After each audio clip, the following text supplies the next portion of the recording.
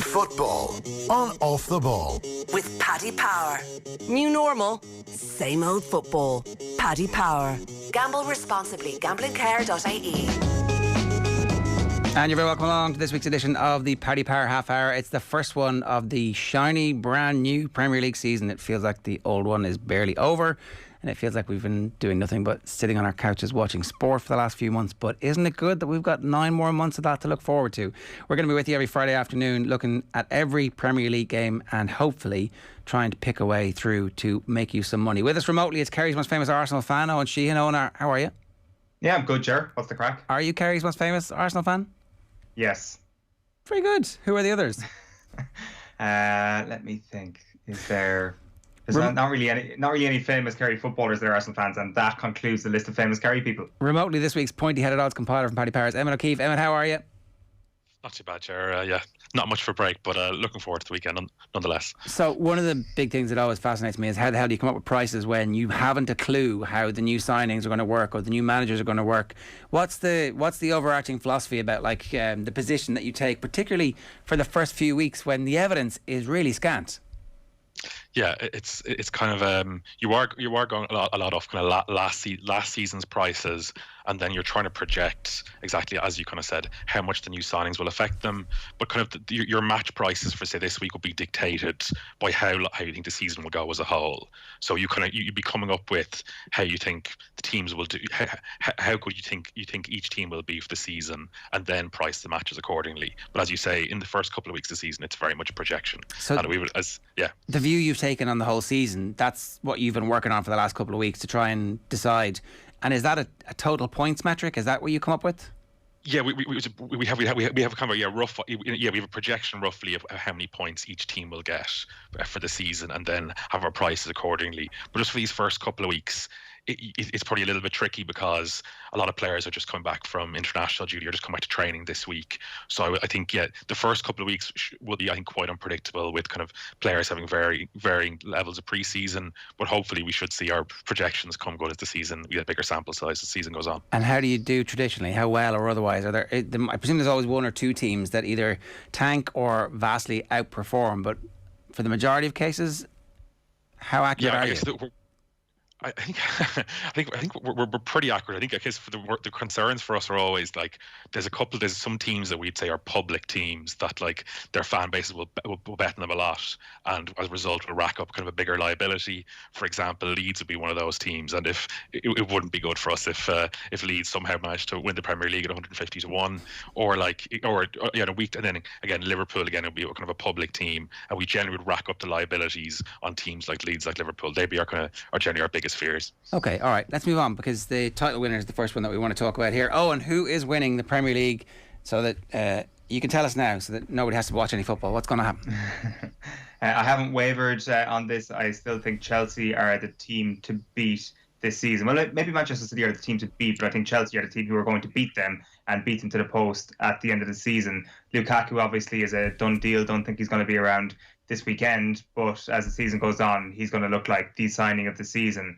And I would even include the potential move of Harry Kane to Manchester City in that. I just think that Lukaku's explosive potential to take Chelsea from a pretty high base to Premier League champions and to an even higher plane is even greater than what Harry Kane will be able to do leading the line for Manchester City. So him as an individual is something that I'm putting a lot of stock in, but also the fact that Thomas Tuchel has got more time with these players. People are talking about this as being, I don't know, the happy first few months and things will eventually go sour. I'm looking at that in the entirely opposite way, where I'm like, Tuchel is a bit of a genius who, with a summer off, a bit more information at his disposal, will have an even better job done at the end of this year. This is really interesting because you're saying you've already priced in your own head the fact that Harry Kane will end up not at Spurs but at Manchester City, and still you think Lukaku is going to fire the goals that makes Chelsea champions. I do. I can see why that sounds weird, and I can see why people who are backing Manchester City are hardened in their opinion with Harry Kane. I'm not saying that Harry Kane joining Manchester City makes this an easier prediction whatsoever. It's just factoring that in.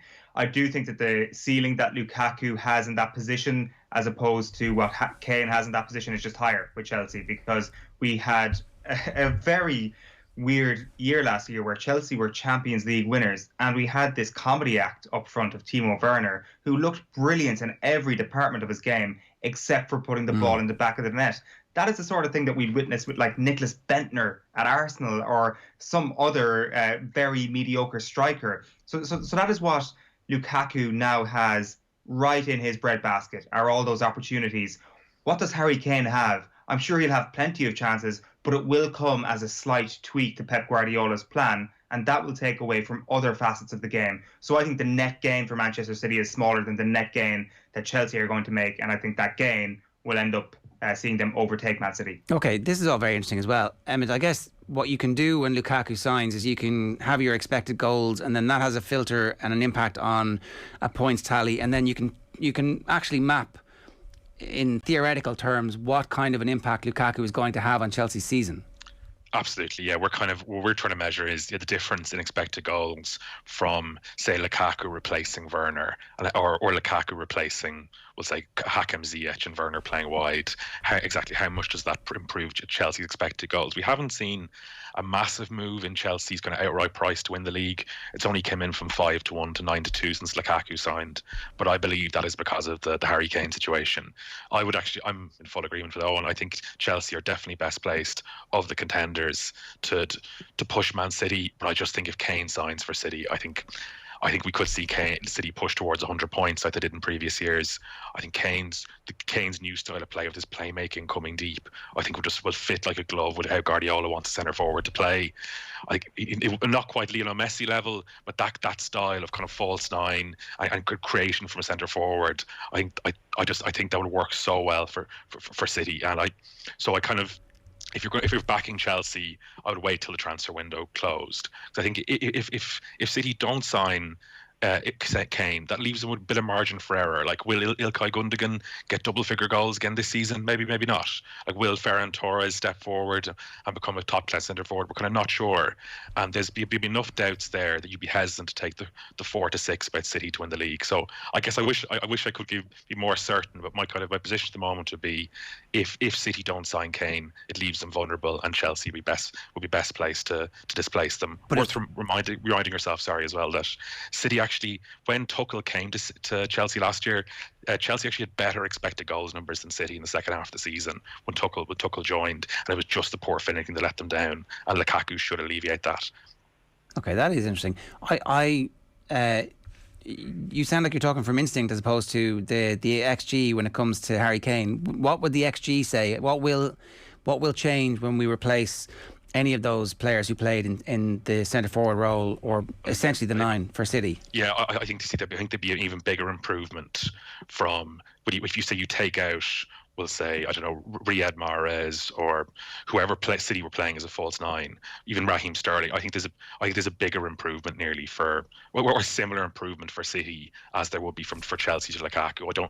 I think City, Kane might give City more in terms of playmaking and improve their overall style than Lukaku will. So I think it's a similar. I would have it as a similar improvement for both teams. Okay. And with how good a team City were last year, that would make City very hard to beat. Do you believe that people are pricing in the inevitability of the move for Harry Kane at the moment, or that price of 4-6 will get shorter? I think the 4-6 will get shorter, but I think it's at the moment it is priced in. Say currently on site at the moment, he's 4-9 to go to Man City, and I think that's why City's kind of price is staying at 4-6. I think it'll shorten a bit if he joins, but if he didn't join, I could see it being City going out to maybe 4-5, 5-6. I think the market would definitely react if Kane doesn't sign. Okay, all right. Let's move on. The top scorer. This is obviously very interesting now because there are multiple candidates, and what are the odds for this one? Sorry, maybe before we go on, we didn't even mention Liverpool as potential title winners, and Liverpool fans are already going, hang on a second, disrespecting us after the way we finished last season. So maybe just give us the whole role of the top 4 or 5 clubs in terms of the actual title there. So just to keep the fan bases satisfied here. That's what we're trying to do every Friday. Absolutely, yeah. So Man City 4-6, Chelsea 9-2, Liverpool 5-1, Man United 17-2, Leicester 50-1, and Arsenal 60-1. Just a quick point at Liverpool, like again, it's not really kind of a negative. It's more, I think Liverpool have more questions to answer. They have players who I think like as in Alisson, I think had a mediocre season last season, needs to bounce back. Will Van Dijk be as good as he was after his knee injury? Possibly, but again, that's a question that needs to be answered. I think Gini Wijnaldum's a huge loss in midfield, a player who rarely got injured. And was an absolute staple of Klopp's style of play in the last few years. Will we get to see the same Jordan Henderson? I'm not sure. He's at the kind of wrong age, and he looked, I think, very poor during in the summer for England. And then again, will Sadio Mane bounce back? Will Firmino bounce back? And there's a few too many questions about Liverpool for me to be confident in them challenging this season. Okay, all right. Anything else you want to say about that, Eoin? You've written off Liverpool? Not writing off Liverpool as such. I think that a lot of people will start to wake up to how potent their title challenge might be after the first few weeks. I think they're in for a really good start to the season. I'm just not sure they can sustain it for a number of reasons. I think they're going to take a hit right in the middle of the season with the African Cup of Nations, but their fixtures early on are outstanding. Manchester City are still trying. It feels like we're at the start of a horse race and everybody's trying to get their positions at the moment. Everybody's jostling for position right now, and I think that'll go on for the first 5 weeks. But I think Liverpool might actually be top of the table coming out of the first international break. Okay, in which case the 5-1 is a good bet, and you can lay off when they shorten in a little bit later on. But I think your African Cup of Nations point is one that you've made, and it's well made. So let's move on, Emmet, to the top scorer. Harry Kane is favourite at the moment, but there's definitely some value here, right? Yeah, absolutely. I think it's the interesting market this year of all years. So currently, Harry Kane's 11-4, Mo Salah 7-2, Romelu Lukaku 4-1, Gabriel Jesus 16-1, Raheem Sterling 16-1, Diogo Jota 18-1, and Sadio Mane 20-1. And my tip, Patrick Bamford is 22-1. Yeah, just to kind of briefly, as Eoin alluded to, the African Nations Cup would be a big negative for Salah. I think Egypt probably one of the favourites there. Kane at 11-4, like, are you that firstly, Kane's has not a great injury history, and again, we're not sure what club he'll join. Will he be fully motivated if he stays? So again, I wouldn't be bullish on the 11-4 there. And then Lukaku, I think Lukaku's a brilliant player, and he's definitely a better player than the one we saw at United. Just one stat: in his last season at United, in 22 games, he only had 1 assist. Last season for Inter, he had 11 assists. I think it would be an indication of this is a more complete player than the one we saw in England. But he won't have Lautaro Martinez playing up front with him as he does at Inter Milan. So I think we might have a little bit. Lukaku might take a little bit of time to adapt. So given there's a few negatives about the kind of market principles, I think Bamford is worth a look here. I know Leeds fans might be saying, "Do you watch us every week? Do you see how many chances he misses?" And that is an issue. But I think we know with Leeds will create plenty of chances. And unlike other players in this market, Bamford is going to be Leeds' main striker with no real alternatives. Bamford had the 4th most shots on target in the league last year. He had the 4th best expected goals in the league last year, and he started to take Leeds penalties in the second half of the season. So I think all that told, there's not much room. If Bamford improves from his 17 goals to maybe 2021, that'll have him bang in the mix here. So I think Bamford's a good each way bet here. You've got a lot to live up to this year, Emmet, because we did actually have an 80-1 each way tip last year for Dominic Calvert-Lewin on this same show. So did you have any big prices, anybody out at that one? Or are you like, am I 22-1 not good enough for you lads? Come on. Well, I actually do have a slightly bigger one. This is much more of a projection now. But I think Nicolas Pepe at 100-1 is worth a small bet. The reasoning here is, I think, as Arsenal fans will surely know, Lacazette and Aubameyang are both kind of, I would say, declining players. No one will know as well, are both kind of declining players. And it wouldn't surprise me if Pepe is Arsenal's biggest goal threat this year. He scored 5 goals in his last 3 league matches. I know it's a very small sample size, but just from talking to a couple of Arsenal fans in my life, they both said that Pepe improved a lot in the second half of the season. And I could just, again, he scored 22 goals for Lille a couple of seasons ago, and he did take some of Arsenal's penalties last season. So I just think, again, at 100-1, I think he's slightly overpriced, and I think if things all came together, he could push towards the 15 to 20 goal mark. All right, you would like that, Eoin? Is there anybody else that you like? Nicolas Pepe, the king of Thursday nights, who has transferred his powers from Thursday nights to the weekends, and of course he's only going to be playing weekends only this year. It's a good shout. I like it. Lacazette and Aubameyang both out for tonight as well, so he could get off the mark quite well. I think Bamford, the more he's spoken there, Emmet, I think that he's almost talked me into Patrick Bamford. I would be all in on Mo Salah were it not for AFCON, because of the fact that he's got penalties in his locker as well as everything else that he does. Everything else in that situation kind of worries me. I think the penalties are such a big thing. Like, who is going to be taking Manchester City's penalties when De Bruyne comes back? Is Harry Kane actually going to have them? who is going to be taking Chelsea's penalties? It's probably going to be Jorginho, not Lukaku. So that diminishes both of their cases, in my view, whereas from play, I think both of them will be the top scorers this season. So Salah would have been the shoe-in. So you are kind of left with a Calvert-Lewin, Bamford option. Iheanacho at 40-1. Any interest? Just the AFCON's an issue there again. And they signed this guy, Patson Daka, from Salzburg as well, which is a bit of a negative. I thought Iheanacho was unbelievable in the second half of the season, but just a couple of negatives there. What about Danny Ings? Because Aston Villa are a club who had their own penalty struggles last season. It is a club desperate for somebody to grab that situation by the balls and say, those are my penalties. I am going to bury them every single time. And also, he's Danny Ings. He's amazing. I'm not sure what price he is, but 25. 25. Yeah. The only issue with Ings is that, I think Ralph Hasenhüttl would have alluded to this at Southampton over the previous years. There are injury issues there. I think I'd be surprised if he started 34 to 35 plus games, which you probably need to do to be in the mix. So that'll be the only negative on Ings. I think as when he plays, he's outstanding. And I think as I'll probably talk about later, I think Southampton are significantly weaker without him. Okay, well actually, that's our discussion around that. Maybe it's time for us to talk about that because relegation is next. Is relegation, are Southampton one of the teams that you're looking at for relegation? They've constantly come up when we've been talking about relegation this season in a way that, there's been shouts about them before, then they get off to a good start and then collapse, so you're kind of always a little bit worried about them. I'm looking at their prices here and they're not one of the outright favourites. They're 7-2, but there's 6 teams ahead of them. Yeah, so the market at the moment is Watford are 10-11, Norwich 10-11, Brentford 5-4, Palace 8-5, Burnley 9-4, Newcastle 23-10, Southampton 7-2, Wolves 5-1, and Villa 7-1. So I think for anyone betting on the relegation market this year, I don't think it's that exciting for any punter to be tying up their money in an even like a 10-11 shot on Norwich or Watford. No. Whereas we have a good market on site called the relegation treble, so you can bet on which 3 teams you think you'll go down, and you'll get much better prices doing it that way than you will just betting on the singles. So I think if I was picking 3, I think Watford and Norwich are nearly bankers to go down. Like Norwich would have been. I think Norwich would have had issues already, but they lost Emi Buendia to Villa. It was like he had 16 assists in the Championship and is widely regarded to be their best player. And if you look at the signings they brought in, like it's very much a low budget operation. The only signing that really stood out to me was Billy Gilmour from Chelsea. I think Gilmour will have to be absolutely brilliant, I think, to give Norwich a fighting chance of staying up. They look more of a championship level team to me. And then again, Watford, I don't think it was an outstanding championship last season. And again, Watford, they just look short of the required quality to me. And the teams I think will join them is one of Crystal Palace or Southampton. The case for Palace is trying to kind of Roy Hodgson in a very specific style of play. Can Patrick Vieira kind of move them on from that? I'm not sure. I think Vieira has a kind of a questionable managerial record. Things ended quite badly from at Nice, and on the stats, Palace were in the relegation zone on expected goals last year.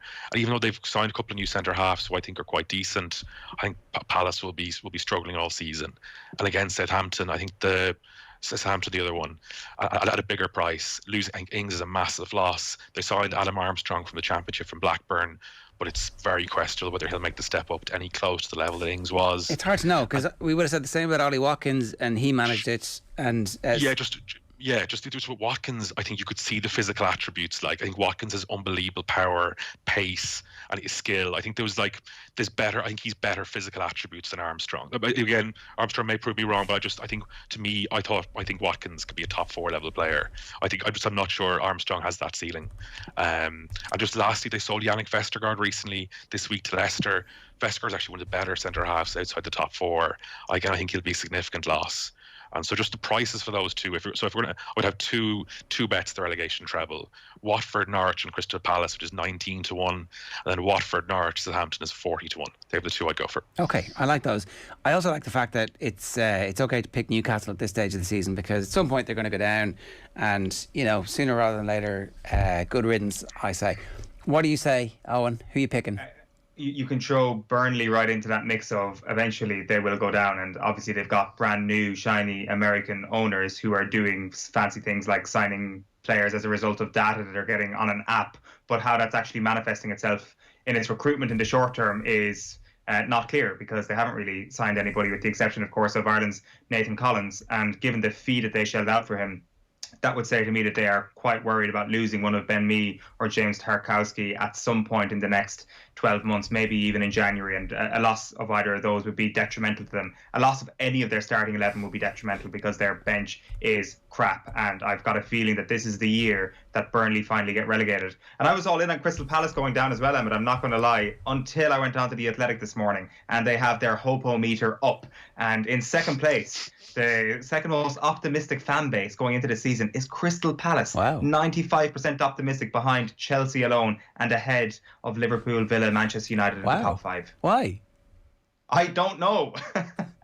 I don't know. I guess we will wait and see this weekend because Patrick Vieira is bringing the good times. Well, is there Wunderkind not still out injured until about Christmas? Yeah, and out for this. Could he be out for the season? Maybe make a quick recovery, but his injury is bad. As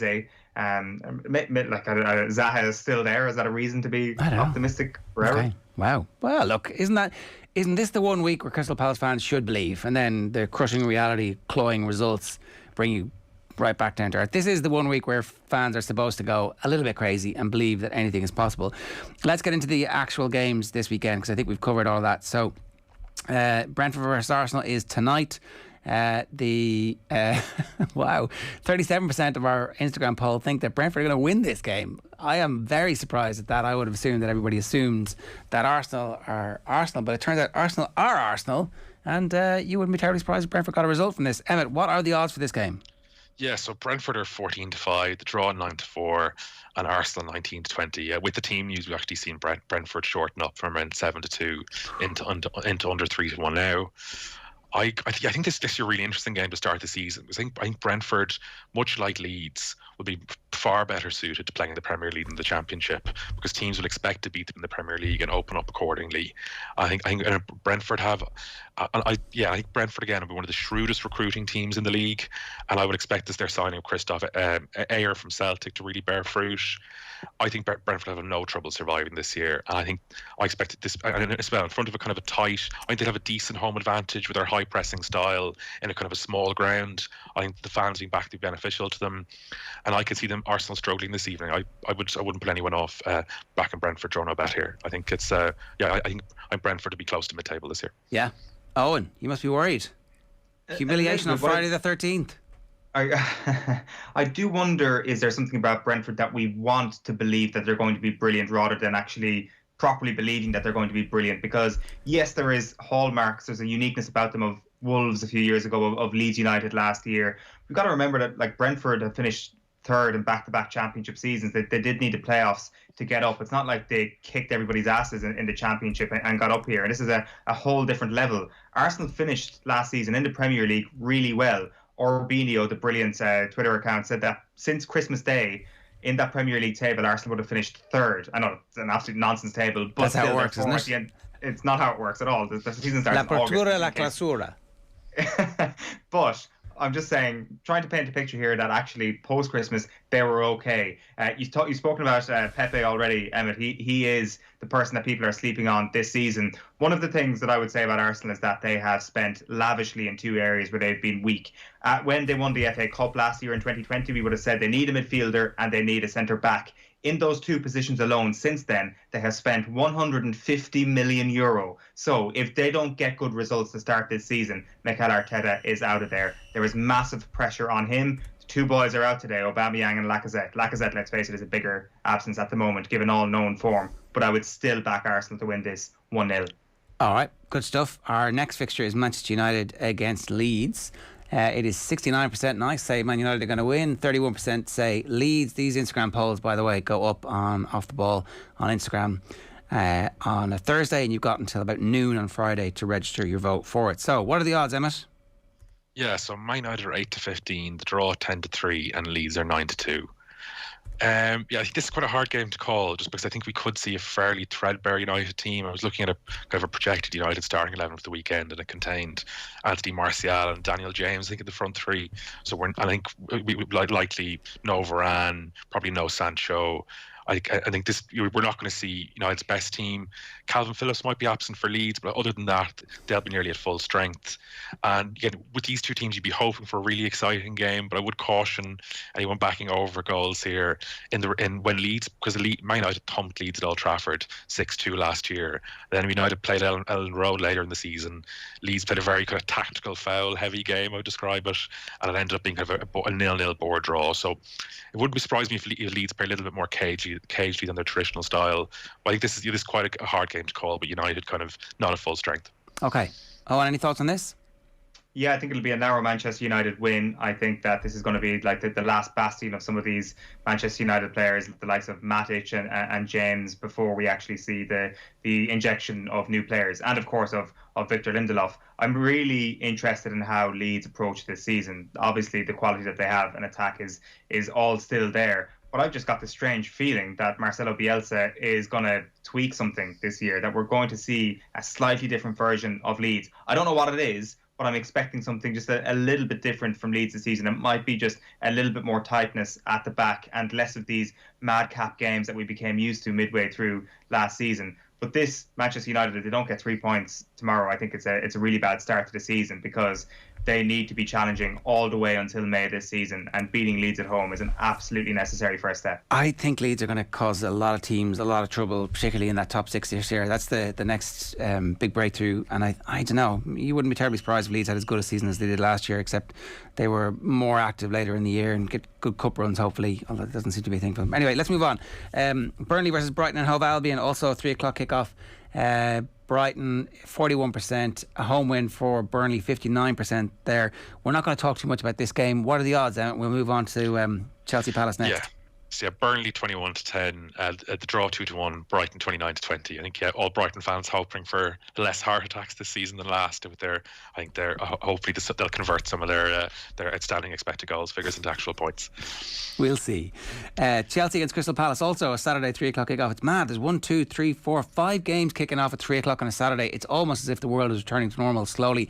91% of you think that it's going to be a win for Chelsea against Palace. 9% think that there's going to be a Palace win in this game. I presume the odds are fairly similar, are they, Emmet? Yeah, so the Chelsea are 2-9, the draw 9-2, and Palace 12-1. Yeah, I think it's exactly as we've discussed. Hard to see anything but a Chelsea win here. If you're looking for something at a bigger price, maybe Kai Havertz might be worth a try in the first goal score, marked at 5-1. I think Havertz is far more the player who was probably the second best player in the pitch at the Champions League final. I think he's an unbelievable talent, and I think we started to see the best of him towards the end of last season. And I think if Chelsea are to go close this year, I think Havertz will need to have a big season. I can see him starting well tomorrow. Okay, Everton against Southampton is next, a 3 o'clock kickoff. We are really very interested to see what kind of a reception Rafa Benitez gets before kickoff from the Everton fans. 72% think they're going to start with a victory.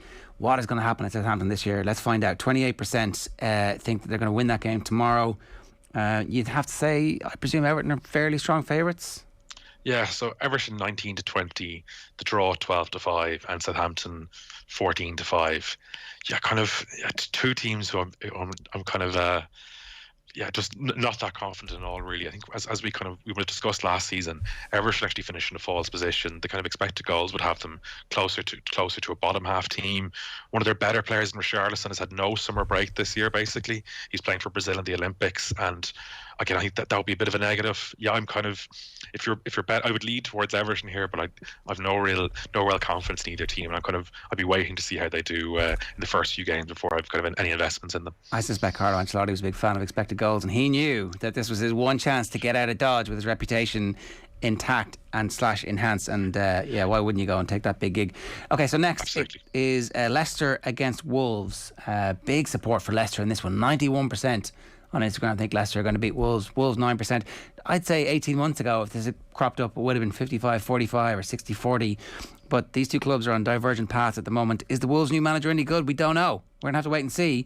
What are the odds here? Yeah, so we've Leicester 4-6, the draw 13-5, and Wolves 4-1. Yeah, I'm really high on Leicester this season. I think if you're looking again, I'm a bit hesitant to get involved in terms of kind of bets in the first week of the season. I think Leicester to finish top 6 around even money is worth including in any season-long ACCAs. As we've seen the last 2 seasons, Leicester have only been pipped for top 4 on the last day of the season in both years. And I think, as Leicester have shown, they're a brilliant recruiting team, probably nearly the best in the league, I would say. Classic example would be they sell Harry Maguire for nearly a Premier League record fee, and then sign Kagler Soyuncu for about a fifth of the price, and he's nearly as good as Maguire. I think, and they consistently do that. This summer they would have spent big on, hope I get the name right here, Boubakary Samari from French Ligue 1, who's would be a very highly rated midfielder. Again, Pat Sandaku they signed from Salzburg, and will be very highly rated. And I would say Leicester probably have, at worst, the 4th or 5th best manager in the league in Brendan Rodgers. I think we can be very confident in I think Leicester being kind of, I think, in 5th or 6th, I would say, is their floor nearly. Okay.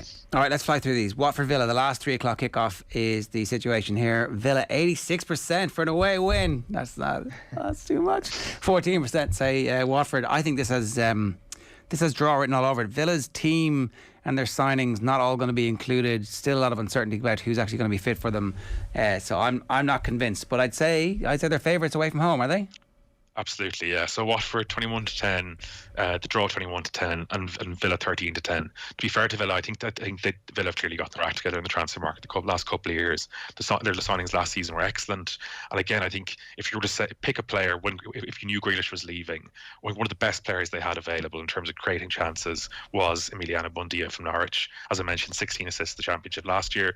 He can't be as good as Grealish, but I think he can at least give them maybe 75% of what Grealish gave last year. Danny Ings looks an inspired signing. I'm interested to see what Leon Bailey does as well. But I would expect, even if they don't win today, I'd expect Villa to be around mid-table anyway.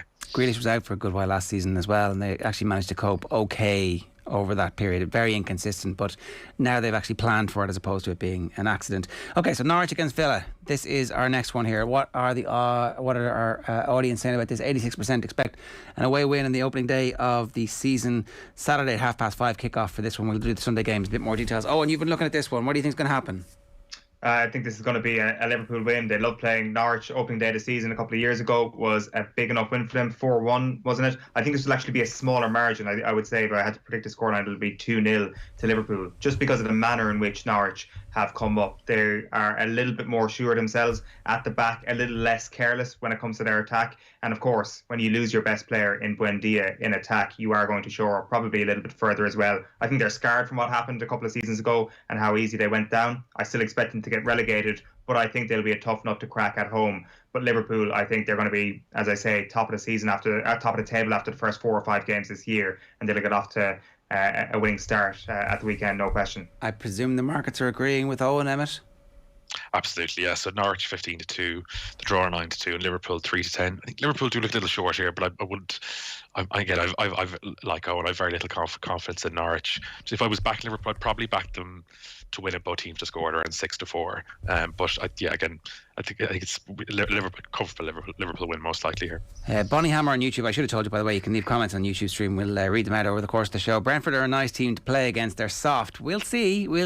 I'd say they think Arsenal are a nice team to play against because they're soft, which would have been the traditional catch cry for that. So the 2 games on Sunday: Newcastle against West Ham and Spurs versus Manchester City, both live on Off the Ball. Stephen Doyle and Stephen Hunt on duty for the 2 o'clock kickoff, which is Newcastle against West Ham, and Spurs versus Man City at 4:30 is Nathan and Brian Kerr. It's 73% think that West Ham are going to pick up where they left off last season, and they may well do. I'd say the hopeometer is pretty high for the West Ham fans too, and the opposite direction for Newcastle. And yet Newcastle last season bloodied a few noses with good runs of form. They were very, very patchy. Good run of form, bad run of form. Good run of form that went surprisingly long, and then terrible run of form for ages. So how do you make a market on this? Yeah, a tough one to call here. So Newcastle 21-10, the draw 12-5, and West Ham are 6-5. the only kind of one interesting point here, these teams have a little similarity in the sense I think they're both heavily reliant on kind of good English strikers. I think Callum Wilson, again, when he's fit, Newcastle are a different team, and him and Alan St. Maximin. I think like Newcastle's team from keeper, defence, midfield is pretty ordinary, but St. Maximin and Wilson give them a chance at least to be competitive. And then again, West Ham, when Mikel Antonio's hamstrings give out, they're far less of a team. But Antonio is fit this weekend, so I think probably a high scoring game, maybe over 2.5 goals, and earn even money the way I'd look for a bet. Just for West Ham, it's been a bit disappointing so far because I kind of felt last season they were on track to being kind of like Everton were with Moyes in terms of a consistent top 6 or 7 team, and they haven't really kicked on the transfer market. So I'd be hoping from their point of view they make a couple of signings next few weeks, because like Jesse Lingard obviously looks like he won't come back, and his goals were huge to them last year. Yeah, what a stunning success that was. Any thoughts on this, Eoin? Yeah, I agree with that. The squad is still very thin. They only used 24 players last season and haven't really added anybody of note. It's been a net loss for them in the summer, actually. I mean, the big question, as Emmet has touched on there, is can Antonio stay fit? The good news in the context of this game this weekend is that he is fit. I think it's desperately important for West Ham to start this season well, because they are going to be in Europe all the way until December at the very earliest. So they're going to have plenty of games. And those Antonio hamstrings ain't going to get you 2 games a week, but they are going to get you through this weekend. And I expect them to score, and I expect West Ham to win. Newcastle, I think, is I'm out of time, but I think Newcastle could potentially be a little bit of a sleeper this season as well, just because of Wilson and St. Maximin and the talent that they do have at their disposal. And if they're fit, yeah, that would be amazing for them. Spurs against Manchester City is going to be very, very interesting to see if Harry Kane starts this game. Spurs 24%, Manchester City 76%. Let's see. I think if I'm betting on this game, I am not betting until I find out if Harry Kane is playing, and then I actually don't even know what I'm going to do then either, because as you said, what's he going to do? Maybe he rips it up and scores a hat-trick and is like, come and get me, come on, you said you would. I don't know. What does he do? Yeah, I think I'd be surprised if he plays, but I think it's yeah, as you said, I'd be hesitant to have a bet until you see the teams here. If you're Spurs, are you not just picking him and saying, get out there, we pay you all this money, you agreed to it, you signed the deal, there was no gun, this wasn't a hostage situation, you're like, oh, I love Spurs, I want to finish my career here, I want to score more goals than anybody else ever scored, and now you want to feck off as soon as you get the opportunity to. Screw you, you're playing. Unless Spurs want the money. And I think my suspicion would be that Daniel Levy might want the money, and then you're risking not getting the 125, 130 million if Kane gets injured. So I guess it depends on if they actually want him to stay or not. My suspicion would be that Daniel Levy will sell him at the end of the window, but we will see. There's no way that Man City are going to kick him. There's no way that, like, you know, whatever you do, don't kick him. That must be their advice, yeah, right? Exactly. Absolutely, yeah. As I said, I think if maybe Ferran Torres or some of the forwards might give him a kick. Gabriel Jesus might give him a kick. Yeah. So the match price there: Tottenham 4-1, the draw 3-1, and Man City 8-13. Just briefly, I think I'm unbelievably negative on Spurs for this season, especially if Kane leaves. They were 10th in expected goals last year. I think Daniel Levy has kind of turned this into a club in serious decline. If you look at the last days of the Pochettino regime, he completely alienated them, didn't sell the players he wanted them to sell, and Pochettino was their best manager probably since Bill Nicholson in the 60s. And then Jose Mourinho was a disaster. It was clear from when he was hired this was a mistake. And again, I suspect he was hired for the wrong reasons, to hype up the Amazon documentary, because the first 2 choices in their shortlist reportedly were Brendan Rodgers and Julian Nagelsmann. Anyone who's seen those 2 clubs play will know that their style of football resembles nothing to what Jose Mourinho's style of football is. And I think Spurs will finish lower mid-table and possibly worse if Kane sold. Is it possible that he's put Nuno in because he's like, no, I absolutely meant to get Jose. I did. That's the style of play that we want. And look what I've done. I've got Nuno in. It's exactly, that's our philosophy here. We're not interested in entertaining and filling this £1 billion stadium with the cheese mile. We don't want you to enjoy the football. We want you to enjoy the hospitality. The football is merely an addendum. This is the galaxy brain thinking that we like to hear. I see your galaxy brain thinking, and I'll raise you another galaxy brain take this morning, and that is Pep Guardiola actually enough of a twisted individual to not sign Harry Kane if Harry Kane scores against his team on Sunday? Do you think he'd be so annoyed as a result of losing to Tottenham, as a result Yes. of Harry Kane scoring, and be like, I'm not signing you, screw you. Maybe. We had a gentleman's agreement, Harry. I was going to sign you and you were going to come play for me, and you scored against me. I'm not signing you. I wouldn't put it past Pep, is all I'm saying. So don't play if you're Harry Kane. Don't play if you're Harry Kane. Well, but little also you kind tight of have hammy. to play. You're a professional. Show up and do your job. People should be able to get over this, that people move from club to club all the time. But I've got a feeling that Pep Guardiola is such a passionate man and cares so deeply about loyalty that he might get a little bit pissed off if that was the situation. Maybe. Leeds are great to watch. Jack Harrison is underrated. He's going to be flying this season, says Cop on podcast on YouTube. And 20 years ago on YouTube says, if Arsenal start well this season, they could do well. After Christmas, they were the third best, blah, blah, blah, blah, blah. Oh, and I'm amazed he had time to get on YouTube and leave a comment in the stream there, but well done to you. My thanks to Emmet and to Eoin for being part of the Paddy Power Half Hour this week. We'll try and keep it to a tight 30 minutes every Friday afternoon, bang on 1:30. But that is this week's edition of the Paddy Power Half Hour. Enjoy your weekend, bet sensibly, only bet as much as you can afford to lose, and we will see you next week. Take care. Football on Off the Ball. With Paddy Power. New normal, same old football. Paddy Power. Gamble responsibly. Gamblingcare.ie.